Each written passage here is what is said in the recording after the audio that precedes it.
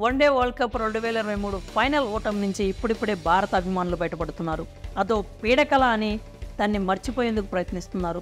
First match నుంచి final వరకు అద్భుతమైన ఆట తీరుతో ఆకట్టుకున్న టీమిండియా తుది మెట్టుపై తడపడి ట్రోఫీను దూరం చేసుకుంది. 10కి 10 మ్యాచ్ల్లో నెగ్గి మెగా కప్పుపై ఎన్నో ఆశలు రేపి ఆఖరికి వాటిని ఆవిరి చేసింది.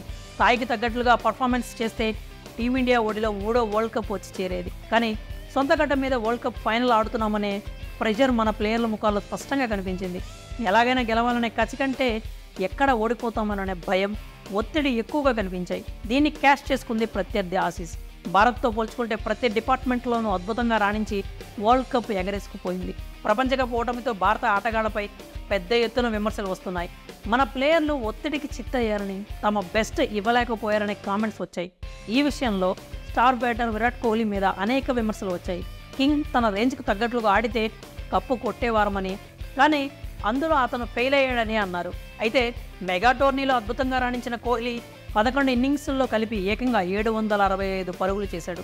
వన్డే వరల్డ్ కప్ ఎడిషన్లో 700 పరుగులు మార్క్ దాటిన తొలి క్రికెటర్గా నిలిచి చరిత్ర సృష్టించాడు. ఫైనల్ మ్యాచ్లను హాఫ్ సెంచరీతో ఆకట్టుకున్నాడు. అయినా అతడిపై విమర్శలు తగ్గడం లేదు. ఎంత బాగా ఆడితేనే జట్టుకు కప్పు తీసుకురాలేకపోయాడంటూ అతన్ని తక్కువ చేశారు. ఈ నేపథ్యంలో కోహ్లీని వెనకేసుకొచ్చాడు లెజెండరీ క్రికెటర్. విరాట్ కోహ్లీని విండీస్ లెజెండ్ బ్రయన్ లారా వెనకేసుకొని వచ్చాడు. అతన్ని తక్కువ చేసి మాట్లాడేవారికి స్ట్రాంగ్ కౌంటర్ ఇచ్చాడు. విరాట్ను చాలామంది తక్కువ చేశారని, కానీ అలా చేయటం సరికాదు అన్నాడు. టీమిండియా వరల్డ్ కప్ ట్రోఫీ నెగ్గలేదు కాబట్టి విరాట్ కోహ్లీ ఎంత బాగా ఆడినా ఏం లాభం అని చాలామంది అంటున్నారు. కానీ అదేంటో నాకు తెలుసు. టీమ్ స్పోర్ట్స్లో నెగ్గడం చాలా ముఖ్యం. టీంలో ఆటగాడిగా గెలిపించడమే మన అంతిమ లక్ష్యం అవ్వాలి.